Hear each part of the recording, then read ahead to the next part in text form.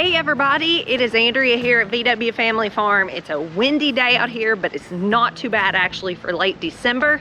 We are heading out to the barn. We have had some exciting developments, so I want to show you guys that and talk to you about it. So we're out here actually in the rabbit pen, and if you didn't see our first video, this is a series of videos on raising meat rabbits. I'm gonna link that right here, and then you can go back and watch that and get caught up on what you need to do to begin the process of breeding meat rabbits and getting ready to have a litter, or it's called kindling in rabbits. When they kindle, they have a litter of kits, they're called, and that is what has taken place. We're so excited. So let me show you. So if you remember back from that first video, that is actually the rabbit, the female that we bred in that video when I was showing you how to do that. So it was very successful, you could see on there. Now I'm not going to portray an inaccurate picture for you guys. After that, we have 3 more female rabbits.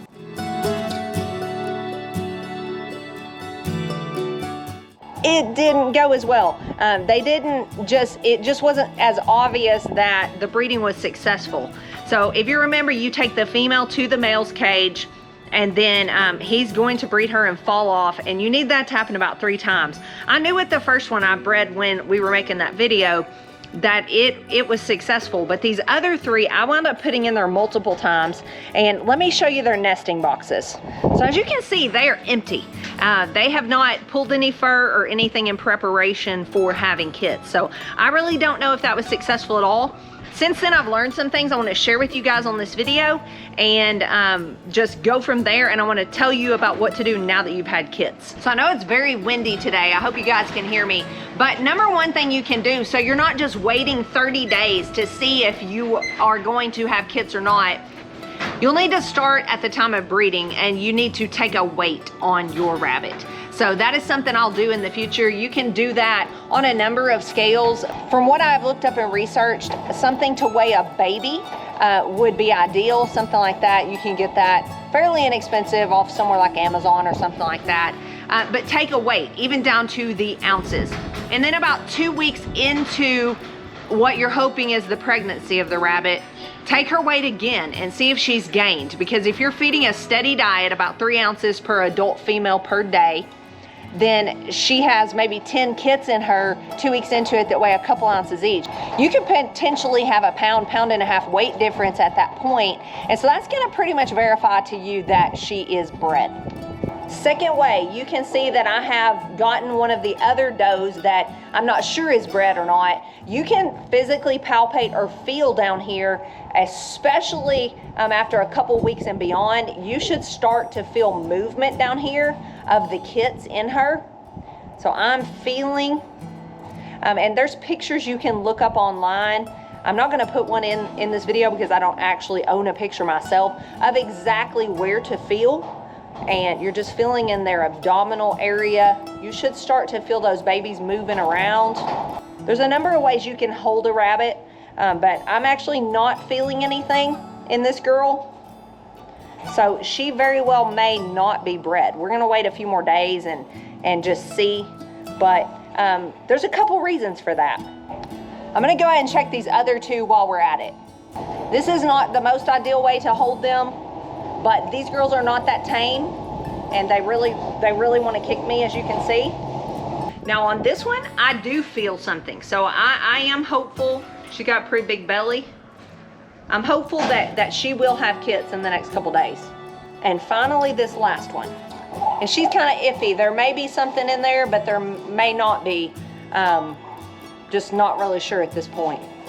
So knowing whether or not your doe is bred is pretty important. Then you can know whether you need to be preparing for kits or if you need to start rebreeding, which in this case, I'm gonna give these girls over the next few days, and then I will start rebreeding them because I put them in multiple times, but it was within a few days. But if you know your doe is bred at this point, about 28 days after breeding, you need to start preparing for kits because rabbits are going to generally kindle about on day 31 after breeding. So that gives them a few days. The best bedding material you can give them is some straw. So you would want to put that down in the bottom of the box or whatever it is you give them. You don't have to do that. In fact, I'm gonna give you a good look at this box that this mama rabbit, this doe, has prepared. And she filled hers with fur. They will start pulling fur underneath their chin and on their chest area.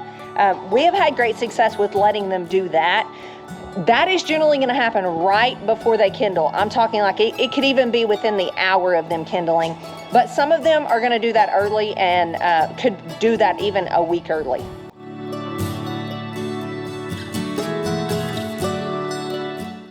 So before we move on to that, one last thing about these girls that may or may not be bred. A couple reasons for that could be, maybe I just didn't put them in there enough times. Maybe they weren't receptive to the buck. They have to be receptive and allow him to breed them, or they're not gonna get bred. Some of them could be too young. We bought these, so we don't exactly know their age. Maybe they're a bit too young and they're not, you know, mature enough to breed yet. So there's a number of reasons. We're definitely gonna give these another try. If you had a top-notch, like really rolling program of breeding rabbits on your farm, you know, you might choose differently, but we are just beginning. We don't know their age, so we will definitely be giving them some more tries before we would ever cull them.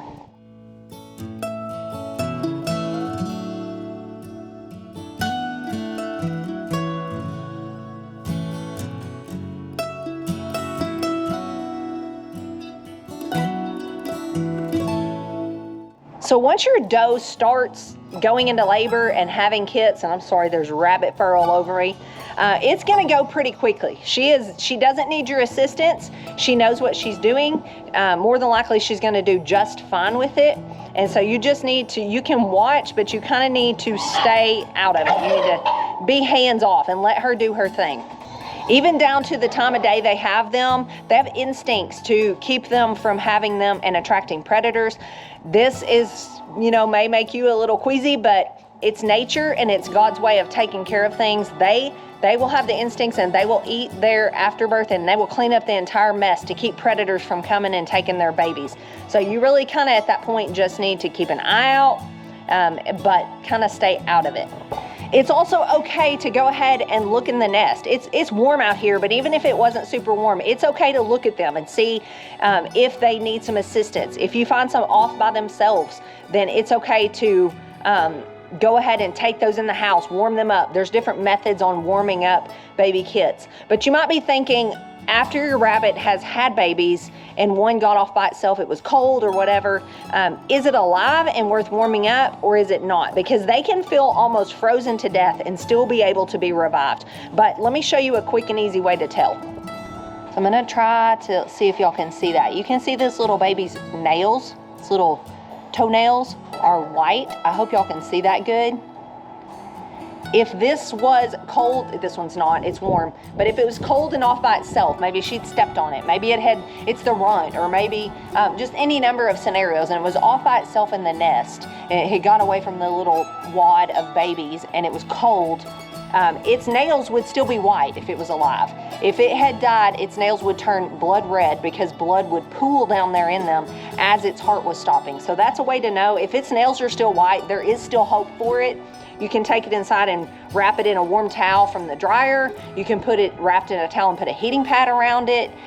There's even people that will put it in a Ziploc that's not sealed up and lower that down into warm water. Now you're not gonna get it wet at all, but you can lower the bag down in warm water. There's different ways to warm it up. These are not like baby pigs, for instance. They need their mom. They need to snuggle up to their mom in order to regulate their body temperature. These don't need their mom necessarily to keep them warm. She's not gonna sit in there on top of them all the time. She's gonna feed them usually morning and evening, a couple times a day, and then she's not gonna be in there on top of them. They're gonna stay warm in that fur and by cuddling with each other, but you may have some you have to give a little help to at the beginning.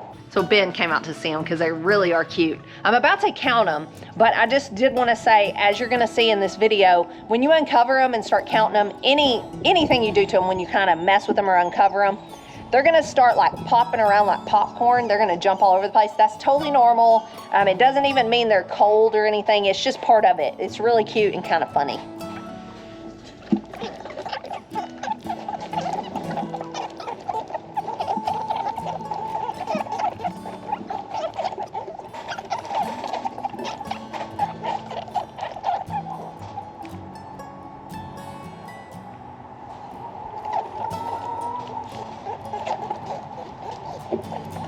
So feeling around down in there, there is actually 6 of them. That's not a huge litter, but it's her first litter. So that's actually pretty good, pretty decent. If she keeps 6 of these alive for her first litter, I will be completely happy. Also, there's none that are dead. So she's had 6 and she's got 6 alive. So I feel like that's pretty awesome. So I've covered them back up with her fur. She's not in there with them, like I said, but she will get in there and feed them and take care of things. She knows exactly what she's doing, so I feel very hopeful for that. Make sure at this point that you give her plenty of food and water. This is not a time to ration her feed like it is when she's just growing and living on a daily basis. She's going to be expending a lot of energy and calories feeding these babies. She's going to need more food and water than normal, and so just make sure you are attentive to that and keep her well taken care of. One reason you might want to consider putting some straw in, and I will probably actually do that in the future, I was actually not on top of my game doing that this time, is because you're going to need to clean these nests out. And so I will probably clean it at some point and put some straw down in there, and then put a clean layer of her fur, keep some of it. I will have to do away with some of this fur because it's going to get kind of nasty. And so you want to keep it a clean environment because you can get some infections going in your kit's eyes. There's things to do about that. You can mix up some chamomile tea with a little honey in it and wash their eyes out. If they do get an infection, they'll look crusty and kind of matted shut once they get their eyes open, which will come days down the road. And then, or you could use a more conventional remedy is some Neosporin or something on their eyes. But that is caused from a dirty nesting box area. And then by about 2 weeks, you're gonna want to make sure, maybe turn that box on its side where the babies can get in and out. By that point, they could even just be out of the box. But if you wanna give them, an opportunity to get back in and to get out, turn that box on its side. That also allows mama a place to get up on top of the box, because she's gonna, as they get bigger, she's gonna want a place to get away from them, because they're going to kind of just be all over her at some points, and she's gonna need a bit of a break. So if you do that, that gives her a place to be and them a place to get in and out.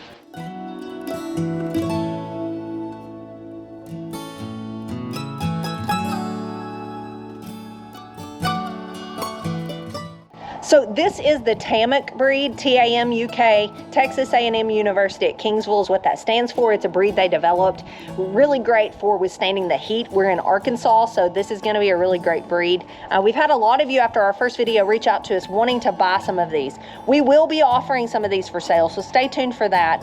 For the next 6 weeks or so, they will be with mama, so that's a bit down the road, but we will be offering some of those. We know we've had a lot of interest in that.